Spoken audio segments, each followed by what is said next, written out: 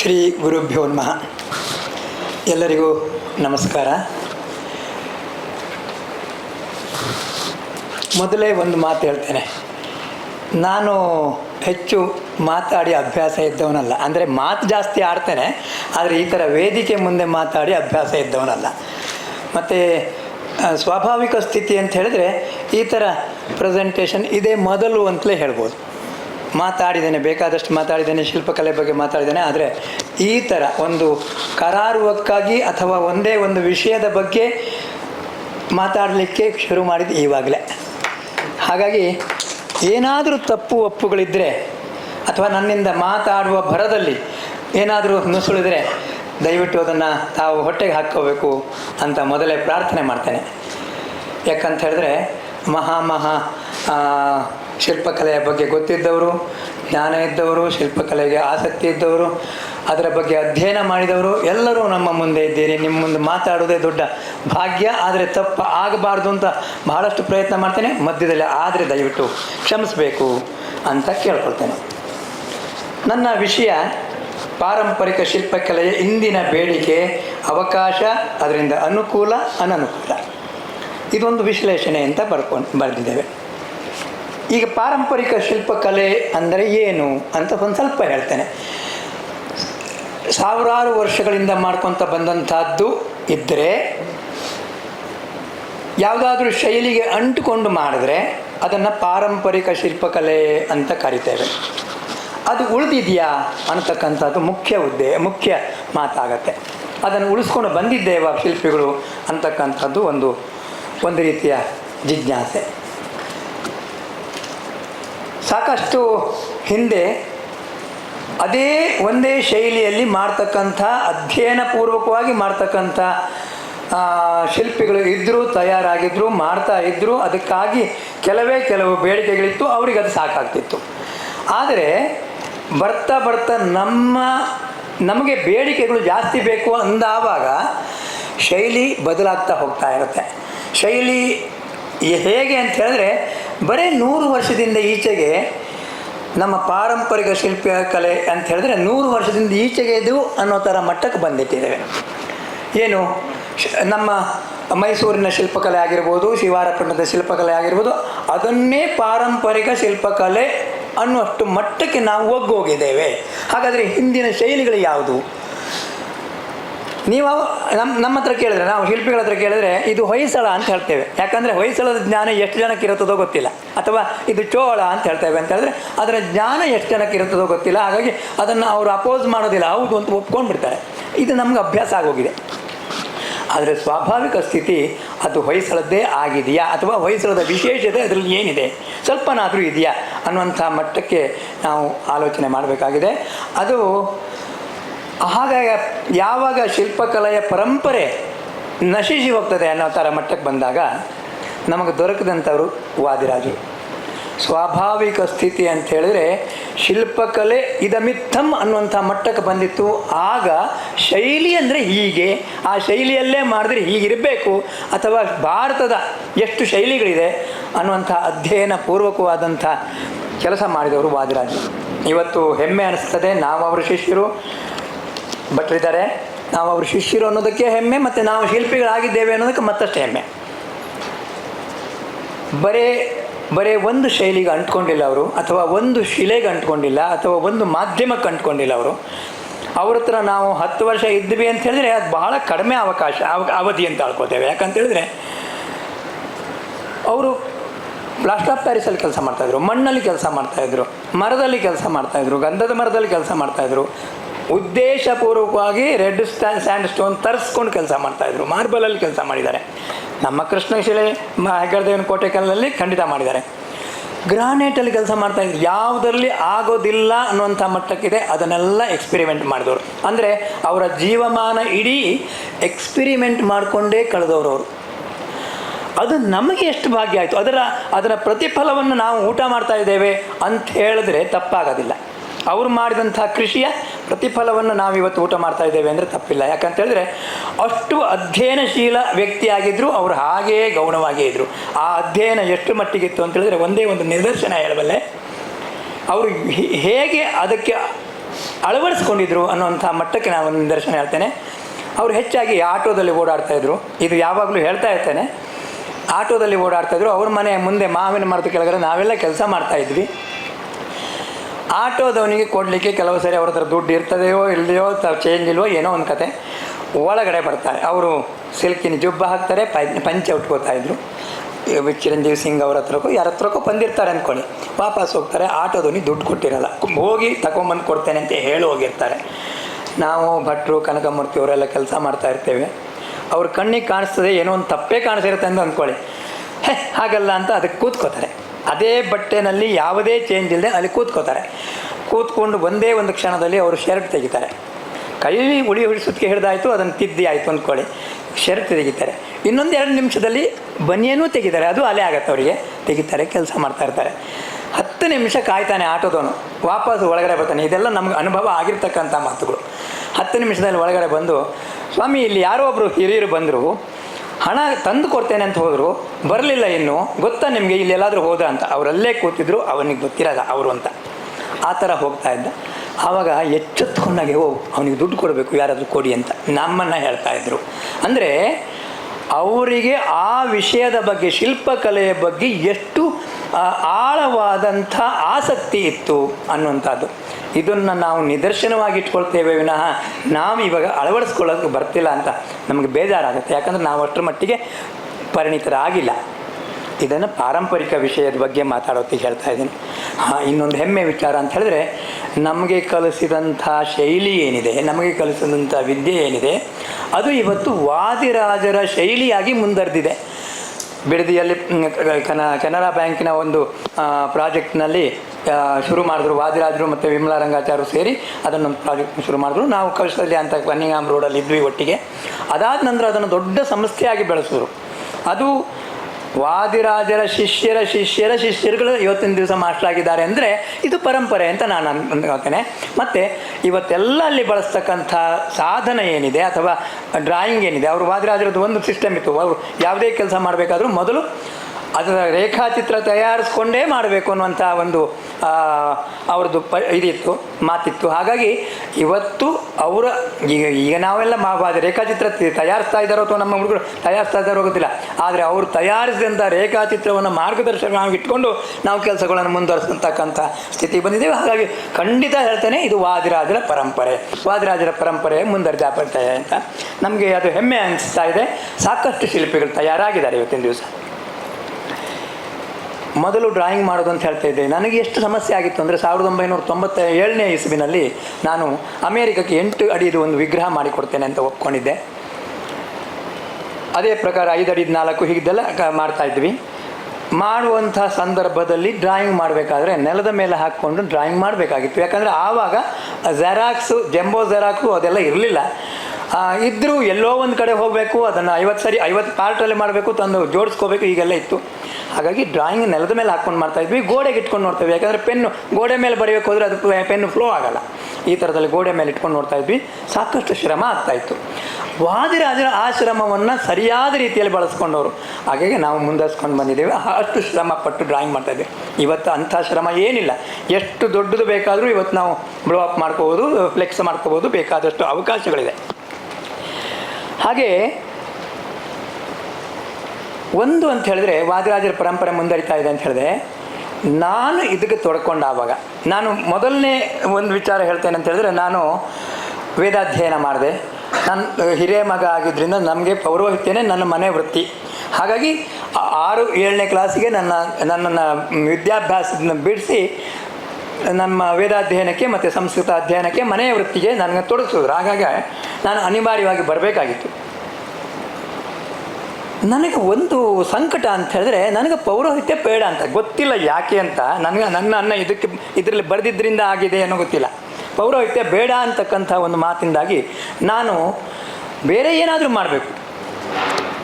ನನಗೆ ಗೊತ್ತಿಲ್ಲ ಶಿಲ್ಪಕಲೆ ಬಗ್ಗೆ, ಶಿಲ್ಪಕಲೆ ಎಷ್ಟು ದೊಡ್ಡ ವಿಸ್ತಾರ ಇದೆ ಅಥವಾ ಶಿಲ್ಪಕಲೆ ಅನ್ನತಕ್ಕಂಥ ಒಂದು ಕ್ಷೇತ್ರ ಇದೆ, ಇದು ಯಾವುದೂ ಗೊತ್ತಿದ್ದಂಥ ವಿಚಾರ ಇಲ್ಲ. ನಾನೊಂದು ಸ್ವಲ್ಪ ರವಿವರ್ಮನ ಪೇಂಟಿಂಗೋ ಕ್ಯಾಲೆಂಡರ್ ಪೇಂಟಿಂಗೋ ಸ್ವಲ್ಪ ಕಾಪಿ ಮಾಡ್ತಕ್ಕಂಥ ಒಂದು ಅಭ್ಯಾಸವನ್ನು ಬಳಸ್ಕೊಂಡಿದ್ದೆ. ಅದನ್ನು ನೋಡಿ ಒಬ್ಬ ಹಿರಿಯರು, ನೋಡಪ್ಪ ಮೈಸೂರಿಗೆ ಹೋದರೆ ನಿನಗೆ ಅಲ್ಲಿ ಕಲಾ ಶಿಕ್ಷಣ ಹೇಳಿಕೊಡ್ತಾರೆ, ನೀನು ಹೋಗಿ ಸೇರ್ಕೋಬೋದು, ನೀನು ಮುಂದುವರಿಯೋದಕ್ಕೆ ಅನುಕೂಲ ಆಗುತ್ತೆ ಅಂತ ಮನಸ್ಸಿಗೆ ಬಂದುಬಿಡ್ತು ನಾನು ಮೈಸೂರಿಗೆ ಹೋಗಬೇಕು ಅಂತ. ಹೀಗಿದ್ದಾವಾಗ ಅಲ್ಲಿ ನನ್ನನ್ನು ಸೇರಿಸ್ಕೊಳ್ಬೇಕಾದ್ರೆ SSLC ಆಗಬೇಕು ಅಂತ. SSLC ಆಗಬೇಕಾದ್ರೆ ಇವತ್ತಿನ ದಿವಸ ದೂರ ಶಿಕ್ಷಣ ಮಾಡ್ಕೋಬೇಕಾದ್ರೆ 18 ವರ್ಷ ಆಗಬೇಕು. ಈ 18 ವರ್ಷಕ್ಕೆ ಕಾದೆ ನಾನು. 18ನೇ ವರ್ಷದಲ್ಲಿ SSLC ಪರೀಕ್ಷೆ ಕಟ್ಟಿದೆ.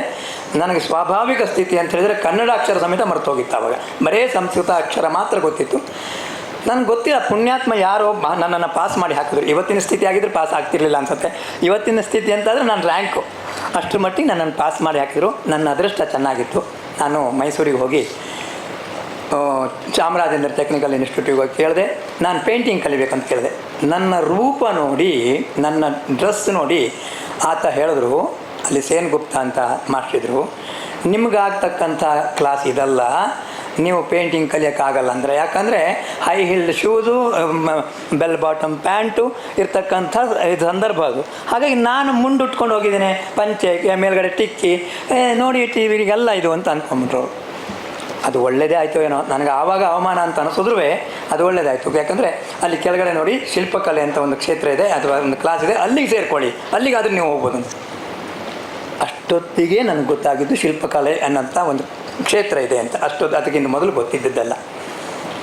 ಮನೆ ಬಿಟ್ಟು ಬಂದಾದ ನಂತರ ವಾಪಸ್ ಮನೆಗೆ ಹೋಗೋದು ತುಂಬ ಅವಮಾನ ಅಂತ ಅಂದ್ಕೊಂಡ್ಬಿಟ್ಟಿದ್ದು ನಾನು. ಹಾಗಾಗಿ ಅಲ್ಲಿಗೆ ಸೇರಿಕೊಂಡೆ. 3 ವರ್ಷದ ಅಧ್ಯಯನ ಆಯಿತು. ಅದು ನಮಗೆ ಏನು ಉಪಯೋಗ ಆಗಲ್ಲ. ಅದನ್ನು ಈಗ ಯಾಕೆ ಹೇಳ್ತಾ ಇದ್ದೇನೆ ಅಂತ ಹೇಳಿದ್ರೆ, ಇವತ್ತು ನಮ್ಮಲ್ಲಿ ಬಿಡದಿ ಸ್ಕೂಲಿಂದ ಹೆಚ್ಚಾಗಿ ಪಾರಂಪರಿಕ ಶಿಲ್ಪಕಲೆಯಲ್ಲಿ ಪರಿಣಿತರಿದ್ದವರೇ ಅಲ್ಲಿಗೆ ಬರೋದು. ಅಲ್ಲಿ 1-1.5 ವರ್ಷನೋ 8 ತಿಂಗಳು 15 ತಿಂಗಳು ಹೀಗೆ ಒಂದು ಕೋರ್ಸ್ ಮಾಡಿರ್ತಾರೆ. ಅವರು ಆಚೆ ಬರ್ತಾರೆ. ಆಚೆ ಬಂದಾವಾಗ ಅವರಿಗೆ ತಕ್ಷಣಕ್ಕೆ ಕೆಲಸ ಸಿಗೋದಿಲ್ಲ, ಅಥವಾ ಅವರೇ ಸ್ವತಂತ್ರವಾಗಿ ಕೆಲಸ ಮಾಡಲಿಕ್ಕೆ ಆಗೋದಿಲ್ಲ. ಹಾಗೆ ಸಾಕಷ್ಟು ಜನ ನನ್ನ ಹಾಗೆ, ನಾನು ಮತ್ತೆ 2 ವರ್ಷ ಊರಿಗೆ ಹೋಗಿ ಸೆಟ್ಲ್ ಆಗಿಬಿಟ್ಟಿದ್ದೆ. ಊರಿಗೆ ಹೋಗಿ ಕೃಷಿ ಮಾಡೋಕ್ಕೆ ಶುರು ಮಾಡಿದ್ದೆ. ಅದೇ ಥರ ಊರಿಗೆ ಹೋಗಿ ಸೆಟ್ಲ್ ಆಗ್ತಾರೆ. ಅಂಥ ಸಂದರ್ಭದಲ್ಲಿ ನಾವು ನಮ್ಮ ಮನೆಯವರು ರತ್ನ ಅವರು ಯೋಚನೆ ಮಾಡಿಕೊಂಡು ನಾವು ಅವರಿಗೊಂದು ಅವಕಾಶ ಕೊಟ್ಟು ನೋಡೋಣ. ಯಾರು ಆಸಕ್ತಿ ಇದ್ದಾರೆ ಅವರಿಗೆ ಕಲಿಯೋದಕ್ಕೆ ಒಂದು ಅವಕಾಶ ಕೊಡೋಣ. ಅವ್ರು ಕಲಿಬೇಕು, ಮುಂದರಿಬೇಕು, ಶಿಲ್ಪಕಲೆ ಉದ್ಧಾರ ಆಗಬೇಕು, ಅಥವಾ ನಾನು ಉದ್ಧಾರ ಮಾಡ್ತೀನಿ ಅಂತ ಹೇಳಿದ್ದಲ್ಲ, ಅದು ಮುಂದರಿಬೇಕು ಅನ್ನುವಂಥ ವಿಚಾರದಿಂದ ಅವರಿಗೆ ಅಂಥ ಟ್ರೈನಿಂಗ್ ಆದವರಿಗೆ ಅವಕಾಶ ಕೊಡಲಿಕ್ಕೆ ಶುರು ಮಾಡಿದ್ವಿ. ಇಲ್ಲಿ ಏನಾಗತ್ತೆ, ಅವಕಾಶ ಕೊಡೋದಕ್ಕೆ ಸರಿ ಅವರ ತಂದೆ ತಾಯಿ ಅದನ್ನು ನಿರೀಕ್ಷೆ ಮಾಡ್ತಾರೆ. ಅವರಿಂದ ಆದರೆ ಸ್ವಲ್ಪ ಹಣ ಅವರಿಗೆ ಬರಬೇಕು. ಅವರು ಸುಮ್ಮನೆ ಅಲ್ಲಿ ಏನೋ ಕೆಲಸ ಮಾಡ್ತಾ ಇದ್ದಾರೆ ಅಂದರೆ ಅದು ಅವರು ನಿರೀಕ್ಷೆ ಮಾಡೋದಿಲ್ಲ. ಯಾಕಂದರೆ ಹೆಚ್ಚಾಗಿ ಉತ್ತರ ಕನ್ನಡದವರು, ಉತ್ತರ ಕರ್ನಾಟಕದವರೆಲ್ಲ ಇರ್ತಾರೆ. ಅವರಿಗೆ ಏನಾಗುತ್ತೆ ಅಂತ ಹೇಳಿದ್ರೆ ಅವ್ರ ದುಡಿಮೆಯ ನಿರೀಕ್ಷೆಯಲ್ಲಿ ಅವರ ಪಿತೃಗಳಿರ್ತಾರೆ, ಅಥವಾ ಅವ್ರ ಮನೆಯವರು ಇರ್ತಾರೆ. ಹಾಗಾಗಿ ನಾವು ಅಂದ್ಕೊಂಡ್ವಿ ಅವರಿಗೊಂದು ರೆಮ್ಯುನರೇಷನ್, ಕೂಲಿ ಅಂತ ಹೇಳೋದಿಲ್ಲ ನಾನು, ಅವರಿಗೊಂದು ರೆಮ್ಯುನರೇಷನ್ ಕೊಡೋದು. ಇಷ್ಟು ಕೊಡ್ತೇವಪ್ಪ, ನೀನು ತಿಂಗಳಿಗೆ ದಿವಸಕ್ಕೆ ಇಷ್ಟು ಕೊಡ್ತೇವೆ, ನೀನು ಕೆಲಸ ಕಲಿಬೇಕು, ನನ್ನ ಕೆಲಸದಲ್ಲಿ ಸಹಾಯ ಮಾಡಬೇಕು ಅನ್ನುವಂಥದ್ದಲ್ಲಿ ನಾವು ಅವರನ್ನು ತೊಡಸ್ಕೊಳ್ತಾಯಿವೆ. ಮತ್ತು ನಮ್ಮಲ್ಲಿ ಒಂದು ವಿಶೇಷತೆ ಅಂತ ಹೇಳಿದ್ರೆ, ಒಬ್ಬ ವ್ಯಕ್ತಿ ಬೆಳಿಗ್ಗೆ 6 ಗಂಟೆಯಿಂದ ಸಂಜೆ 9 ಗಂಟೆ ತನಕ ಕೆಲಸ ಮಾಡ್ಬೋದು. ಅಂದರೆ ಅಂಥ ದಿವಸದಲ್ಲಿ ಅವರಿಗೆ 2 ದಿವಸದ ಏನು ರೆಮ್ಯುನರೇಷನ್ ಇದ್ದೇನೆ ಅದನ್ನು ಕೊಡ್ತೀವಿ. ಯಾಕೆ ಉದ್ದೇಶ ಇಷ್ಟೇ, ಅವರಿಗೆ ನಾವು 400-500 ಅಂತ ಮೊದಲನೇ ಫಿಕ್ಸ್ ಮಾಡಿದ್ರೆ ಕನಿಷ್ಠ ಅದು ಸಾಕಾಗೋದಿಲ್ಲ. ಅದನ್ನು ಕನಿಷ್ಠ 800 ರೂಪಾಯಿ ಅವ್ರು ತಗೊಂಡು ಅವರು ಸ್ವಲ್ಪ ದುಡ್ಡನ್ನು ಅಲ್ಲಿ ಕಳಿಸ್ಲಿ ಅನ್ನೋಂಥ ದೃಷ್ಟಿಯಿಂದ ನಾವು ಅದನ್ನು ಮಾಡ್ಕೊಂಡು ಬರ್ತಾಯಿದ್ದೀವಿ. ಇವತ್ತು ಅದೇ ಥರ ನಡೆಯುತ್ತೆ. ನಮ್ಮಲ್ಲಿ ಬೆಳಿಗ್ಗೆ 6 ಗಂಟೆಗೆ ಕೆಲಸ ಪ್ರಾರಂಭ ಆಗುತ್ತೆ. ನಾನು ನನ್ನ ಪೂಜೆ ಎಲ್ಲ ಪುನಸ್ಕಾರ ಎಲ್ಲ ಮುಗಿಸಿ 9 ಗಂಟೆಗೆ ಕೆಲಸಕ್ಕೆ ಹೋಗ್ತೇನೆ. ನಾವು ಇಬ್ಬರು, ನನ್ನ ಮನೆಯವರು 11 ಗಂಟೆಗೆ ಕೆಲಸ ಬರ್ತಾರೆ. ನಾವು ಇಬ್ಬರು ಇಡೀ ದಿವಸ ಕೆಲಸದಲ್ಲಿ ತೊಡಗಿಕೊಳ್ತೇವೆ. ಅವರಿಗೆ ಜೊತೆಯಲ್ಲಿ ಮಾರ್ಗದರ್ಶನ ಮಾಡ್ತೇವೆ. ಹಾಗಾಗಿ ಆ ಪರಂಪರೆ ಉಳಿಸುವ ನಿಟ್ಟಿನಲ್ಲಿ ಮತ್ತು ಅವರು ಈ ಶಿಲ್ಪಕಲೆ ಮುಂದುವರಿಯುವ ನಿಟ್ಟಿನಲ್ಲಿ ನಾವು ಸ್ವಲ್ಪ ಮಟ್ಟಿಗೆ ಇದು ಮಾಡ್ತೇವೆ ಅಂತ ಕೆಲಸ ಮಾಡ್ತಾ ಇದ್ದೇವೆ ಅಂತ ಹೇಳ್ಬೋದು. ಇದು ಇಂದಿನ ಬೇಡಿಕೆ ಅನ್ನೋದು ಮುಖ್ಯ ಮಾತು ನಂದು. ಇಂದಿನ ಪಾರಂಪರಿಕ ಶಿಲ್ಪಕಲೆಗೆ ಇಂದಿನ ಬೇಡಿಕೆ ಅಂತ 2005ರಲ್ಲಿ 2002 ಅಥವಾ 2003ನೇ ಹೊತ್ತಿನಲ್ಲಿ ಒಬ್ಬ ವ್ಯಕ್ತಿ, ನಾನಾಗ ಸ್ವಲ್ಪ ತಮಿಳ್ ಜನಗಳನ್ನು ಹಾಕ್ಕೊಂಡು ಕೆಲಸ ಮಾಡ್ತಾಯಿದ್ವಿ, ಗ್ರಾನೈಟಲ್ಲೂ ಕೆಲಸ ಮಾಡ್ತಾಯಿದ್ವಿ. ನಮ್ಮ ಕೆಲಸಗಳು ಸುಮಾರು ಬೇರೆ ಬೇರೆ ಕಡೆಗೆಲ್ಲ ಹೋಗಿ ಆಗಿತ್ತು, ಹೀಗೆಲ್ಲ ಆಗ್ತಾಯಿತ್ತು. ಅವರನ್ನು ಆ ಸಂದರ್ಭದಲ್ಲಿ ಒಬ್ಬರು ದೇವಸ್ಥಾನ ಕಟ್ಟಬೇಕು ಅಂತ ಕೇಳ್ಕೊಂಡು ಬಂದರು. ಸ್ವಲ್ಪ ಕೆಲಸ ಮಾಡಿಸ್ತಾನೆ ಇದ್ವಿ ಅಂದ್ಕೊಳ್ಳಿ. ನಾವು ಆವಾಗ ಒಂದು ಮಾತಾಡಿದ್ವಿ, ಹೊಯ್ಸಳ ರೀತಿಯ ದೇವಸ್ಥಾನ ಕಟ್ಟೋದಾದರೆ ನಾವು ಅದಕ್ಕೆ ತೊಡಗಿಕೊಳ್ತೇವೆ, ಅದಕ್ಕೆ ಪ್ರಯತ್ನ ಪಡ್ತೇವೆ ಅಂತೇಳಿ. ಅವರಿಗದು ಖುಷಿ ಇದೆಯೋ ಅಥವಾ ಅದು ಅವ್ರಿಗೆ ಗೊತ್ತಿತ್ತೋ ಗೊತ್ತಿಲ್ವೋ, ಹೊಯ್ಸಳ ಅಂದರೆ ಏನು ಅಂತ ಗೊತ್ತಿತ್ತೋ ಗೊತ್ತಿಲ್ಲ, ಆಗಲಿ ಮಾಡಿ, ಆದರೆ ಇದಕ್ಕೆ ಎಷ್ಟು ಖರ್ಚು ಬರುತ್ತೆ ಅಷ್ಟು ಮಾತ್ರ ಕೊಡಬಲ್ಲವೋ ಅಂದರು. ನಮ್ಮದು ಒಂದು ಸ್ವಲ್ಪ ಬಂಡ ಧೈರ್ಯ ಇತ್ತು, ಆಗ್ಬೋದು ಮಾಡ್ತೇವೆ ಅಂತೇಳಿ ಸಾಕಷ್ಟು ಶ್ರಮ ಪಡಬೇಕಾಯಿತು. ಶ್ರಮ ಪಡೋದು ಮಾತ್ರ ಅಲ್ಲ, ಸಾಕಷ್ಟು ಕಷ್ಟ ನಷ್ಟಗಳು ಬರಬೇಕಾಯಿತು. ಅಂದರೆ 2003 2004 ಮುಗಿಬೇಕಾಗಿತ್ತು, 2007 ಮುಗೀತು ಅಂದರೆ ನೀವು ಆಲೋಚನೆ ಮಾಡಿ ಎಷ್ಟು ಕಷ್ಟಪಟ್ಟಿರ್ಬೋದು ಅಂತ. ಆ ಒಂದು ಏಕಕೂಟ ಮಾದರಿಯ ಒಂದು ಶಿಲ್ಪಕಲಾ ದೇವಸ್ಥಾನವನ್ನು, ಅದು ಪಂಚಾಯತನ ದೇವಸ್ಥಾನ ಆಗಿದ್ದರಿಂದ ವಿಶೇಷತೆ ಅಂತ ಹೇಳಿದ್ರೆ ನೋಡಿ, ಆ ಹೊಯ್ಸಳದ ರೀತಿಯ ಎಲ್ಲ ಆನೆ ಮತ್ತು ಇದನ್ನೆಲ್ಲ ಶುರು ಮಾಡಿದ್ರು. ಮಧ್ಯದಲ್ಲಿ ನಿಮಗೆ ಇಲಿ ಕಾಣಿಸ್ತದೆ, ಆ ಕಡೆ ಕುದುರೆ ಕಾಣಿಸುತ್ತೆ, ಈ ಕಡೆ ಸಿಂಹ ಕಾಣಿಸುತ್ತೆ. ಅದರ ಅರ್ಥ ಒಳಗಡೆ ಪಂಚಾಯತನ ದೇವಾಲಯದಲ್ಲಿ ಮಧ್ಯದಲ್ಲಿ ಗಣಪತಿ ಇರುತ್ತೆ, ಯಾವ ಮೂಲೆಯಲ್ಲಿ ಇವನು ಸೂರ್ಯ ಇರ್ತಾನೆ, ಸೂರ್ಯನ ಭಾಗದಲ್ಲಿ ನಾನು ಕುದುರೆಗಳನ್ನು ತೋರಿಸಿದ್ದೇನೆ, ಆಮೇಲೆ ದೇವಿ ಭಾಗದಲ್ಲಿ ಸಿಂಹಗಳನ್ನು ತೋರಿಸಿದ್ದೇನೆ. ಇನ್ನೊಂದು ಭಾಗ ಗರುಡನ್ನು ಹಾಕಿದ್ದಾನೆ, ಆ ಲೈನ್ನಲ್ಲಿ ಗರುಡನ್ನು ಹಾಕಿದ್ದಾನೆ, ವಿಷ್ಣುವ ಜಾಗದಲ್ಲಿ ಗರುಡನನ್ನು ಹಾಕಿದ್ದಾನೆ. ಅಂದರೆ ಈ ಥರ ಎಕ್ಸ್ಪೆರಿಮೆಂಟ್ ಮಾಡಿದ್ದಾನೆ ಅದರಲ್ಲಿ. ಅದು ಆ ಲೈನ್ ಯಾವುದೂ ಹೊಯ್ಸಳದಲ್ಲಿ ಇದ್ದಿದ್ದಲ್ಲ, ಕುದುರೆ ಬಿಟ್ಟು. ಕುದುರೆ ಎಲ್ಲದರಲ್ಲೂ ಇರುತ್ತೆ, ಕುದುರೆ ಮತ್ತು ಸಿಂಹ ನಮಗೆ ಸಾಕಷ್ಟು ಕಡೆ ಸಿಗತ್ತೆ, ಬೇರೆ ಗರುಡ ಆಗಿರಲಿ ಮತ್ತೊಂದಾಗಲಿ ಸಿಗೋದಿಲ್ಲ. ಅದನ್ನು ಅಲ್ಲಿ ಬಳಸ್ಕೊಂಡ್ವಿ. ಇದಕ್ಕಾಗಿ ಒಂದೇ ಒಂದು ಅಂತ ಹೇಳಿದರೆ ಬಿಡದಿ ಹುಡುಗರು ಮಾತ್ರ ಅಲ್ಲ, ನಾನು ಕಾರ್ಕಳದಲ್ಲಿ ಇನ್ನೊಂದು ಬ್ರ್ಯಾಂಚ್ ಓಪನ್ ಆಗಿತ್ತು, ಅದೇ ಬಿಡದಿಯ ಇದ್ದದ್ದು ಗುಣವಂತ ಭಟ್ರು ಅಂತ, ಅವರು ನಮ್ಮ ಜೊತೆಯಲ್ಲೇ ಇದ್ದವರು, ಅವರು ಅಲ್ಲಿ ಹೇಳ್ಕೊಡ್ತಾಯಿದ್ರು. ಅವರಿಗೆ ರಿಕ್ವೆಸ್ಟ್ ಮಾಡಿಕೊಂಡು ಒಂದು ಬ್ಯಾಚ್ ಕಂಪ್ಲೀಟ್ ಇಲ್ಲಿ ಕರ್ಕೊಂಬಂದೆ, ಮುಗಿಸಿದ್ದವ್ರನ್ನ ಇಲ್ಲಿ ಕರ್ಕೊಂಬಂದು ಅವರಿಗೆ ಊಟ ಮತ್ತು ವಸತಿಯ ಸೌಲಭ್ಯವನ್ನು ಕೊಟ್ಟು, ಸಂಬಳವೂ ಕೊಟ್ಟು ಅವರಿಗೆ ಇಟ್ಕೊಂಡೆ. ನಾವು ಇಟ್ಕೊಂಡು ಬಂದರೆ ಅವರಿಗೆ 2 ವರ್ಷ ಸತತವಾಗಿ ಕೆಲಸ ಕೊಟ್ವಿ. ಬಹಳ ಸಂತೋಷ ಆಗುತ್ತೆ. ಯಾಕಂತ ಹೇಳಿದ್ರೆ ಇದು ಸಾಕಷ್ಟು ಕಷ್ಟ ಆಗಿದೆ. ಯಾಕಂದರೆ ಕಲ್ಲು ತರಿಸೋದ್ರಿಂದ ಹಿಡಿದು ಪ್ರತಿಯೊಂದಕ್ಕೂ ನಮಗೆ ತುಂಬ ಕಷ್ಟ ಆಯಿತು. ಸೂರ್ಯನಾರಾಯಣ ಮತ್ತು ಉಮಾಮಹೇಶ್ವರ ಆ ಥರದಲ್ಲೇ ಆಯಾಯ ಭಾಗಕ್ಕೆ ನಾನು ಹಾಕ್ಕೊಂಡೆ. ಸುಮಾರು ಇದು ಸೋಮಸೂತ್ರದ ಬಗ್ಗೆನೂ ಯೋಚನೆ ಮಾಡಿದ್ವಿ. ಮತ್ತು ನಮ್ಮ ಯಾವ ಜಗತಿ ಇದೆ ಎಷ್ಟು ಲಿಮಿಟೆಡ್, ಬಹಳಷ್ಟು ಕಡಿಮೆ, ಆದರೆ ಅಲ್ಲಿ ಏನಾಗ್ಬೋದು, ಇದು ಎಷ್ಟು ಮಟ್ಟಿಗೆ ನಿಮಗೆ ಎಲ್ಲರಿಗೂ ಜ್ಞಾನ ಇರೋದ್ರಿಂದ ಚೆನ್ನಾಗಿ ಗೊತ್ತಾಗತ್ತೆ. ಮೇಲೆ ಹೋದಾಗ ಅದಕ್ಕೆ ವೀಕ್ ಆಯ್ತಲ್ಲ ಅಂತ ನಾನೇ ಹೇಳ್ತೇನೆ. ನನ್ನ ಕೈನಲ್ಲಿ ಸಾಗಲಿಲ್ಲ. ಯಾಕಂತೇಳಿದ್ರೆ ಅವ್ರು ಕೊಡ್ತಕ್ಕಂಥ ಯಾವ ಹಣವು ನಾನು ವಾರ ಪೂರ್ತಿ ಕೊಡಲಿಕ್ಕೂ ಸಾಕಾಗ್ತಿರ್ಲಿಲ್ಲ. ಹಾಗಾಗಿ ನಾವೇನು ಮಾಡಿದ್ವಿ, ಮೇಲ್ಗಡೆ ನಾನು ಏನು ಅಂದ್ಕೊಂಡಿದ್ದೀನಿ ಅದನ್ನು ಮಾಡದೆ ಒಂದು ಹಂತದಲ್ಲಿ ಅದನ್ನು ಅಲ್ಲಿಂದಲ್ಲಿಗೆ ಮುಗಿಸುವಂಥ ಪ್ರಯತ್ನ ಮಾಡಿದ್ವಿ. ಯಾಕಂದರೆ ಮುಗಿಲೇಬೇಕಾದ ಅನಿವಾರ್ಯತೆ ಇತ್ತು, ಮುಗಿಸುವಂಥ ಪ್ರಯತ್ನ ಮಾಡಿದ್ವಿ. ಆದರೆ ಮೂಲ ಹೊಯ್ಸಳದ ಯಾವ ಒಂದು ಇದನ್ನು ನಾನು ಬಿಡಲಿಲ್ಲ, ಹಾಗೆ ಮಾಡ್ಕೊತ ಹೋದ್ವಿ. ಇಲ್ಲಿ ಈ ಪ್ರಸ್ತರದ ತನಕ ಇರತಕ್ಕಂಥ ಯಾವ ಶೈಲಿ ಇದೆ, ಯಾವ ವಿಷಯ ಇದೆ, ಅದು ಅಲ್ಲಿ ಮುಂದರಿಲಿಲ್ಲ ಅನ್ನೋದು ನಿಮ್ಗೆ ಎಲ್ಲರಿಗೂ ಗೊತ್ತಾಗುತ್ತೆ. ಇದನ್ನು ನಾನು ಕೃಷಿ ಮಾಡಿದ್ರಿಂದ, ಇದನ್ನು ನಾನು ಅಳವಡಿಸ್ಕೊಂಡಿದ್ದೆ ಅಥವಾ ಇದನ್ನು ಮಾಡಿದ್ರಿಂದ ನಮಗೆ ಒಂದು ವಿಶೇಷ ಅನುಭವ ಆಯಿತು ಅಂತ, ಮತ್ತು ಅಥವಾ ಅನುಕೂಲ ಆಯಿತು ಅಂದರೆ, ಈಗ ಬರ್ತಾನೆ ಅನುಕೂಲ ಅನನುಕೂಲಕ್ಕೆ.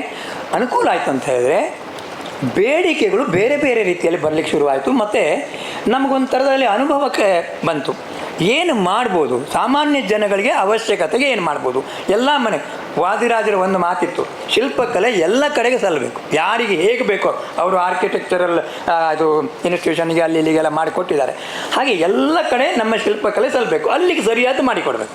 ಅದಕ್ಕೆ ಬೇಕಾದಂತಹ ಕೃಷಿ ಮಾಡಬೇಕು ಅಂತ. ಹಾಗೆ ಆ ನಿಟ್ಟಿನಲ್ಲಿ ನಾವು ದೇವರ ಮನೆ ಅಲಂಕಾರಗಳು ಅಂತ ಹೊರಟ್ವಿ. ದೇವರ ಮನೆಗೆ ಮಂಟಪಗಳು, ದೇವರ ಮನೆಗೆ ಅಲಂಕಾರಗಳು ಹೀಗೆ ಮಾಡಬಹುದು ಅನ್ನುವಂಥ ಯೋಚನೆಗೆ ಬಂದ್ವಿ. ಈ ದೇವರ ಮನೆ ಅಲಂಕಾರಗಳು ಅಂದರೆ ಕೆಲವು ಮನೆಗಳಲ್ಲಿ ಲಿಮಿಟೆಡ್ ಇರುತ್ತೆ, ಎಷ್ಟು ಜಾಗ ಇದೆ ಅಲ್ಲಿ ನೋಡಿ, ಅದು ಸ್ಟೇರ್ ಕೇಸ್ ಇದೆ, ಅಲ್ಲೇ ಮಾಡಬೇಕು ಅಂತ ಹೇಳಿದ್ರು ಅಲ್ಲೇ ಮಾಡಿದ್ವಿ. 8ಕ್ಕೆ 8 ಇದೆ ಅದು. ಹಾಗೆ ಅದು ದೆಹಲಿಗೆ ಮಾಡಿಕೊಟ್ವಿ. ಅವ್ರ ಮನೆಯಲ್ಲೂ ಅಷ್ಟೇ ಫ್ಲೋರ್ ಲೆವೆಲ್ ಭಾಳ ಕಡಿಮೆ ಇತ್ತು, 4ನೇ ಅಂತಸ್ತಲ್ಲಿತ್ತು, ಅಲ್ಲಿಗೆ ಮಾಡಿಕೊಟ್ವಿ. ನೀವು ನೋಡ್ಬೋದು ಇದ್ರ ಹಿಂದಿನ ಇದರಲ್ಲಿ ಅಲ್ಲಿ ಒಂದು ವೆಂಟಿಲೇಟರ್ಸ್ಗಳು ಹಾಕ್ತೀವಿ, ಅದು ಬೆಳ್ಳಿಗಾವೆ. ಇದು ನಾವು ಬಳಸ್ಕೊಂಡ್ವಿ. ಬೆಳ್ಳಿಗಾವಿನಲ್ಲಿ ಆ ಥರದ ಒಂದು ಡ್ಯಾನ್ಸರ್ಸ್ ಇರ್ತಕ್ಕಂಥ ವೆಂಟಿಲೇಟರ್ಸ್ ಇದೆ, ಅದನ್ನು ಬಳಸ್ಕೊಂಡ್ವಿ. ಹಾಗೆ ಮಾಡಿದ್ವಿ. ಹಾಗೆ ಮಾಡ್ಬೋದು ಅಂತ ಅವ್ರಿಗೆ ಹೇಳಿದ್ವಿ. ಮತ್ತು ಕಂಬಗಳ ವ್ಯತ್ಯಾಸಗಳು ನೀವು ನೋಡ್ಬೋದು, ಒಂದೊಂದು ಕಂಬವು ಬೇರೆ ಬೇರೆ ಥರದಲ್ಲಿ ಮಾಡಿದ್ದೀವಿ. ಹಾಗೆ ಮಾಡ್ತಾ ಮಾಡ್ತಾ ಹೀಗೆ ಮಾಡಬಹುದು ಅನ್ನೋದನ್ನು ನಾವು ಸಮಾಜಕ್ಕೆ ತೋರಿಸ್ದವಾಗ ನಮಗೊಂದು ಬೇಕು ಅಂತ ಹೇಳ್ತಾರೆ. ಅಲ್ಲಿಯ ಅವಕಾಶ, ಅಲ್ಲಿ ಜಾಗ, ಆಮೇಲೆ ಅವರ ಅಫೋರ್ಡೆಬಿಲಿಟಿ, ಅದು ನನಗೆ ಹೇಗೆ ಹೇಳಬೇಕು ಗೊತ್ತಿಲ್ಲ. ಅವರಿಗೆ ಯಾವ ಥರದಲ್ಲಿ ಹೊರೆ ಆಗದಿದ್ದ ಹಾಗೆ ಹೇಗೆ ಮಾಡ್ಬೋದು ಅನ್ನೋಂಥದ್ದನ್ನು ಡಿಸೈನ್ ಮಾಡಿ ಕೊಡ್ತಾಯಿದ್ವಿ. ಡಿಸೈನ್ ಮಾಡಿಕೊಂಡು ನಾವು ಅವರು ಒಪ್ಪಂದಕ್ಕೆ ಬಂದು ಮಾಡ್ಕೊತಾ ಬರ್ತಾಯಿದ್ವಿ.